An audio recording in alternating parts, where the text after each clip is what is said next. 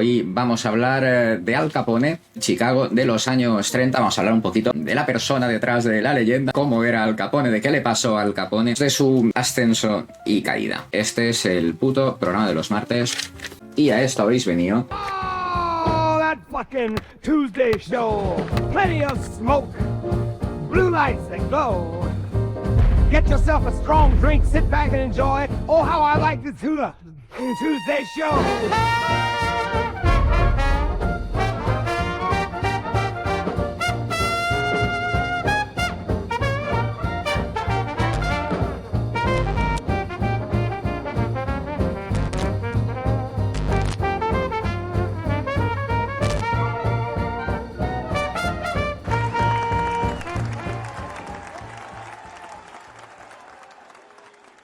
Bueno, feliz puto martes, ¿cómo estáis, sandungueras, sandungueros? Y bueno, contadme, gente, ¿qué tal? Vamos a hablar un poquito de quién era este señor, bueno, que no conoce a Al Capone. Alphonse Gabriel Capone, a quien también llamaban Scarface, un navajazo creo que fue uno solo, que le dieron en la mejilla izquierda. Pues bueno, es un personaje que tuvo así un poquito de cierta controversia. Se le pinta a veces como un antihéroe, creo que va a ser interesante. Un personaje icónico de la historia del crimen organizado, el perfecto arquetipo de gángster, nacido el 17 de enero de 1899 en Brooklyn. Este tío llegó a convertirse en el auténtico arquetipo de los gángsters de película como los conocemos hoy. Con poder, un tío implacable, un tío bastante astuto, al menos hasta cierto punto. Y bueno, pues este señor estaba en la cima del submundo criminal de Chicago en las décadas de los 20 y los 30, y vamos a ver qué fue lo que pasaba ahí. Durante la prohibición, se empezó en 1920 con la ratificación de la enmienda 18 y la ley Volstead, que ya mencionamos en episodio número 28, hablamos de la ley seca. Esta ley quedaba prohibida la distribución, fabricación y venta de alcohol, se declaró ilegal de repente pues en todo el territorio de los Estados Unidos. Era una especie de medida a la desesperada para intentar reducir el crimen y los problemas sociales obvios derivados del consumo excesivo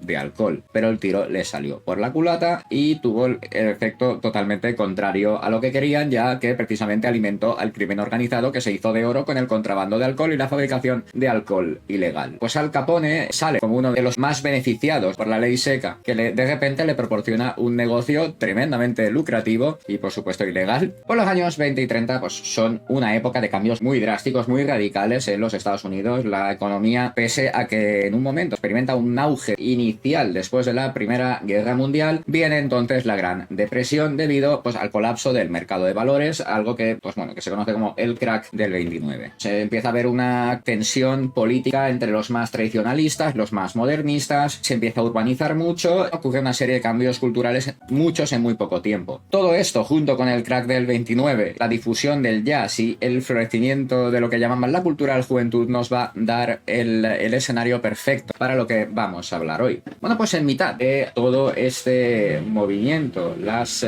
ciudades como Chicago se acaban convirtiendo en auténticos centros de actividad artística, cultural y económica, también epicentros de la actividad criminal. El tema de la prohibición no solo genera un negocio lucrativo para este tipo de gente, ¿no? Un mercado negro de calidad bastante cuestionable, sino que es precisamente este control de lo que la gente quiere y ya no puede tener lo que le da a figuras como Capone el poder que llegaron a amasar. O sea, Chicago además era una ubicación súper estratégica, tenía redes de transporte muy desarrolladas y claro, eso se convierte en un epicentro del crimen. Los mafiosos compiten literalmente a tiros y a hostias por territorios, por la posesión de negocios ilícitos o la protección más bien también de negocios legítimos y por supuesto la compra de policías y políticos corruptos. Este señor Al Capone no solo era conocido por la brutalidad con la que enfocaba ciertos asuntos, sino por la falta general de escrúpulos que tenía, sobre todo en cuanto a la supresión o eliminación de competidores. Se le veía por otros mafiosos la capacidad que este tío tenía para poder en potencia montar un imperio enorme, y lo montó, y ese imperio abarcaba cosas pues desde la prostitución y distribución de alcohol ilegal, ya que estamos en la ley seca, hasta la extorsión en general, el juego, la prostitución, las drogas, bueno, de todo. Esa influencia acaba calando dentro de la política implica dentro de la ley compras funcionarios, compras políticos, compras policías, y eso acaba asegurando a Al Capone una red de protección que durante mucho tiempo lo mantuvo lejos del alcance de la justicia. Siempre se le acaba retratando los medios como una especie de antihéroe, con cierta capa de glamour, de atractivo al poder. Está justamente en una época que implica muchísimos cambios sociales y bueno, pues esto pone de manifiesto los límites del poder gubernamental. Es un poco como que no puedes ponerle puertas al campo. Vamos a trasladarnos a Chicago al principio de la década de los años 20. Al Capone llega a Chicago, década desde Nueva York. Él ya había estado implicado, metido hasta el cuello en la escena criminal de Nueva York bajo la tutela Johnny Torrio, que es este señor. Y bueno, pues justo la llegada de Al Capone a Chicago coincide con, adivinad qué, la prohibición, la ley seca. Inicialmente Capone se pone a trabajar para Torrio. Torrio era un tío muy listo, muy astuto, era un hombre de negocios excepcional, muy pragmático, muy todo by the book. Se le empieza a ver cualidades en Capone, ya no solo como un matón que estaría dispuesto a usar la violencia si la situación lo requiere, sino que ve en él a una especie de estratega, listo, inteligente, que es capaz de expandir o de llevar su propio imperio criminal. Capone demuestra ser todo un auténtico maestro, aumentando y consolidando ese poder que ya tenía Turrio, habitual usuario de la intimidación, de los sobornos y de ciertos asesinatos selectivos para eliminar a sus rivales y expandir su dominio sobre todo el tema ilegal de Chicago. Capone controlaba desde bares clandestinos y destilerías, mira, bares clandestinos como esto es un speakeasy, hasta casas de juego, burdeles, lo que te pudieras imaginar. Él se aseguraba de que todas las operaciones ilegales que se hacían en su territorio pagaran tributo a su organización. Hay un momento clave ahí, podría decir que uno de los momentos clave de este ascenso meteórico al poder que hace Al Capone fue la eliminación prácticamente completa de la pandilla de Northside, liderada por George Bugs Moran, el infame día de San Valentín del 29. Al Capone no fue acusado formalmente o oficialmente de este crimen. Era más que obvio y muy sospechado, pero diría más que obvio que él estaba implicado. Esta matanza sorpresiva consolida todavía más el temor que la gente del submundo le tiene a Al Capone. Le hace ganar esa reputación el gángster más poderoso de Chicago. Un buen jefe criminal debe conocer la importancia de las alianzas estratégicas, se gusten o no. Y Capone era un tío que trabajó muchísimo en eso, pues se relacionó muchísimamente y muy estrechamente con políticos muy corruptos. Bueno, pues sobornó a funcionarios de la ley, a jefes de policía, que compraba por 4 perras, a otros gángsters locales que trabajaban para otras familias, y bueno, y así él mantenía el control sobre su zona, de la ciudad que era prácticamente toda. Él va construyendo una red que le permite operar facilísimamente y sin restricciones durante años y desde prácticamente cualquier sitio en el que se encuentre. Ha inventado el teletrabajo, esta habilidad suya para evadirse o escapar del radar de la justicia, la capacidad que tiene, que tenía, para mezclarse con la alta sociedad. Se mezclaba con la alta sociedad, con la comunidad empresarial. Él se creaba una fachada de respeto, de hombre hecho a sí mismo, de hombre de negocios, que ocultaba sus actividades reales, con el control absoluto de las operaciones ilegales de prácticamente toda la ciudad. Un imperio enorme que, por supuesto, pasa por la fabricación, distribución y venta de alcohol ilegal, conocido como moonshine. Obviamente, cuando controlas la destilería, controlas los bares a los que esto se distribuye. Destilerías secretas, bares escondidos, redes de distribución que se extendían por toda la ciudad y más allá de los límites de la ciudad, llevando alcohol incluso a otros sitios, camuflado en vehículos civiles de forma ingeniosísima, usando mentiras, usando amenazas, coerción, sobornos. Capone se asegura que todas las operaciones en el territorio que él controla son rentables. Estaban metidos en una barbaridad de actividades ilegales, eliminaban a la competencia de una manera brutal. Esto pasaba a cualquier persona o a cualquier organización que amenazara su control. Esto le da una imagen de gángster implacable, de jefe mafioso cruel entre los otros criminales o jefes criminales más bien de la ciudad. Por otra parte, aunque su influencia proporciona empleos, oportunidades en cierta medida para algunos en los negocios tapadera que tiene, como este comedor social para pobres, el coste en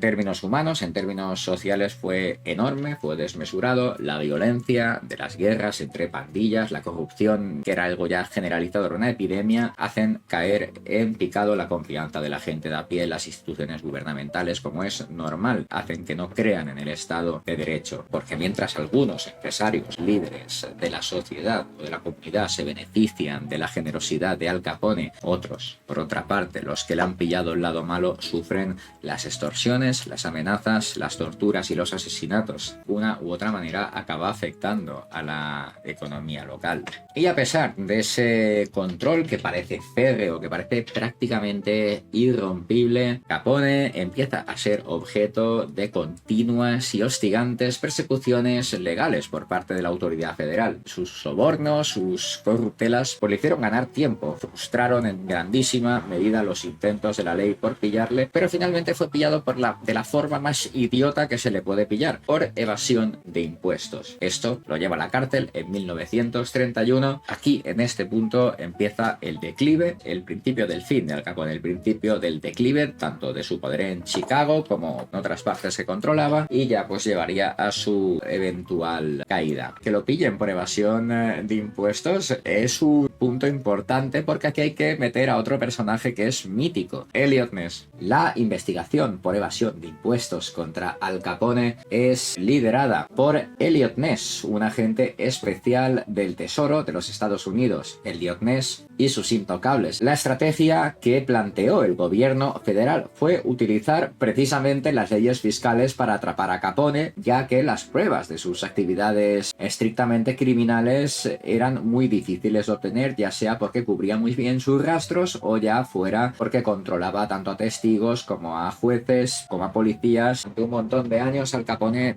vive una vida de ensueño, una vida ostentosa, llena de lujos, llena de placeres carísimos. Pero ¿qué pasaba? Que cara al Estado él afirmaba que no tenía ingresos y claro, pues no, que no paga impuestos sobre los mismos. ¿Qué pasa entonces? Que las autoridades, claro, dicen, a ver, no somos gilipollas, o sea, te hemos visto en las reuniones de la altísima sociedad, ¿cómo que no tienes ingresos? Cacho cabrón. Deducen entonces y encuentran que él controlaba fortunas gigantescas que salían precisamente de esos entornos, el crimen organizado y especialmente del contrabando de alcohol, que como hemos dicho era súper lucrativo. Total, le arrestan, lo llevan a juicio, un juicio que empieza en octubre de 1931 en Chicago. Los abogados de Al Capone intentan alegar que la mayor parte de sus ingresos eran en realidad pérdidas del juego. Pero bueno, esto es una gilipollez y es algo que por supuesto no es legalmente admisible ante un tribunal como justificación para no pagar impuestos.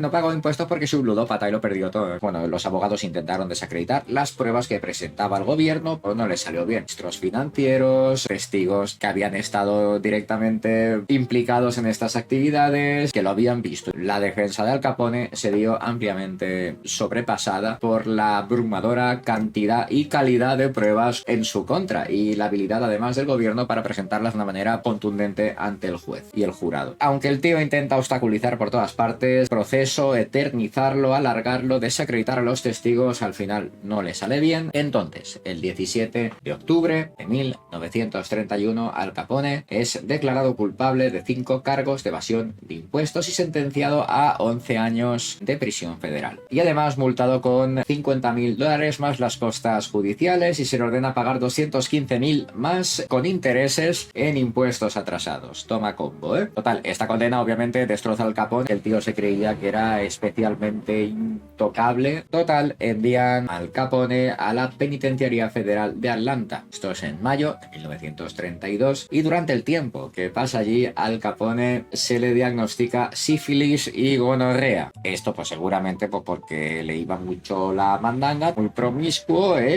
muy drogata. Junto a todo esto empieza a experimentar el mono, el síndrome de abstinencia debido a su adicción a la cocaína, que además le había reventado el tabique nasal. A pesar de todo este combo de problemas, tenía un trabajito en la prisión y cosía suelas de zapatos durante 8 horas al día. Manda cartas a familiares, manda cartas a amigos códigos que cada vez tienen menos coherencia y empiezan a denotar como una especie de desorientamiento. La gente a la que escribe ve que se comunica cada vez peor. Pasamos a 1964, en agosto. Se traslada Al Capone a la inaugurada hace poco Penitenciaría Federal de Alcatraz, conocida como La Roca, famosísima por ser una prisión inexpugnable de máxima seguridad diseñada para albergar a lo peorcito de lo peorcito, los criminales más peligrosos, un lugar del que era imposible escapar.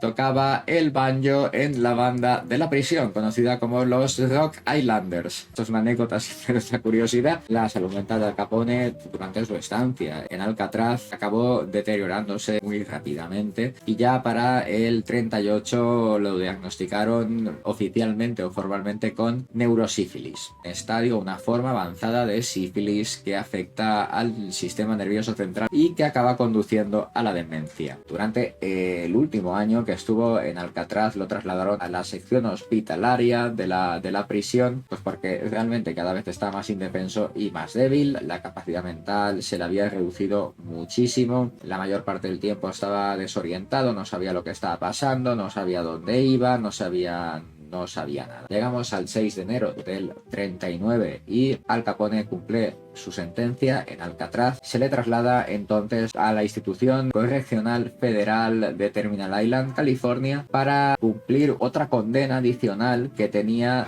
por desacato al tribunal. Finalmente es liberado bajo fianza el 16 de noviembre del 39 gracias a una apelación y a la insistencia de su esposa Mae. Alegaba pues que Capone estaba mentalmente muy débil, muy deteriorado y que representaba muy escaso peligro estando en ese estado. Total, que efectivamente lo sacan de la cárcel bajo fianza. Vamos a dejarlo ahí, pero hay que retroceder un poquito hacia el momento en que se le encarceló. Él era en ese momento el líder para dirigir todas estas operaciones, pierde rápidamente la posición de líder, aunque el imperio no se le cayó, ya tenía la estructura de poder en la que se sustentaba, ya estaba comprometida. Entonces su mano derecha, este señor Frank Nitti, asume el control del Outfit, que es como se llamaba esta organización criminal, pero nunca fue capaz de llegar a ese nivel de fama, de notoriedad o de influencia que sí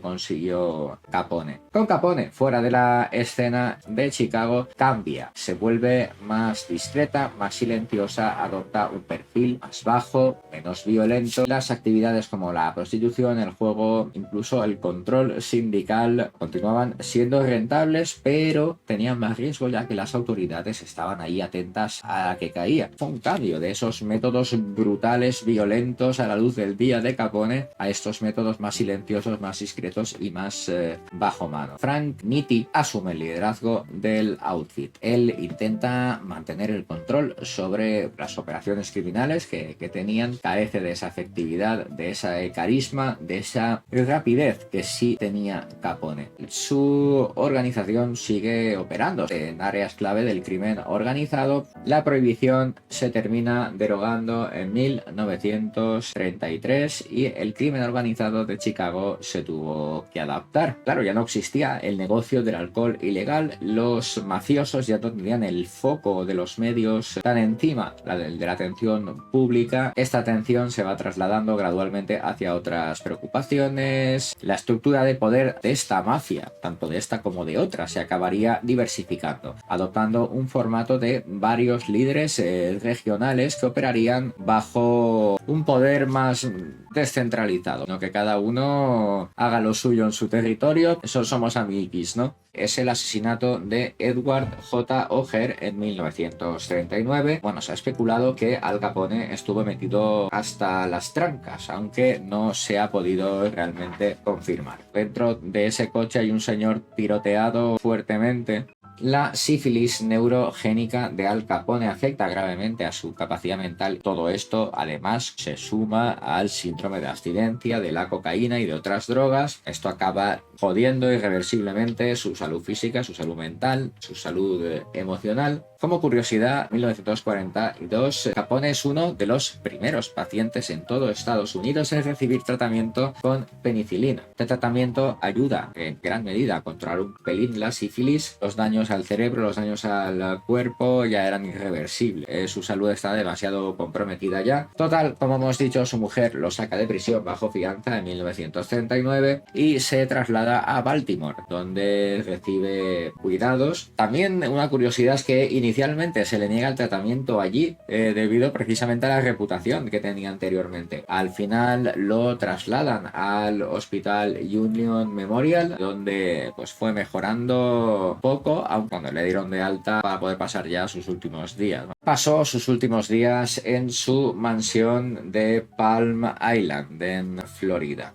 Al final, el 21 de enero del 47, Al Capone sufre un derrame cerebral que lo deja ya incapacitado del todo, aunque con pequeños destellos de conciencia de vez en cuando. También, aparte de esto, desarrolla una bronconeumonía bastante complicada que le acaba llevando a un paro cardíaco el 25 de enero del 47. Falleció en su casa rodeado de su familia.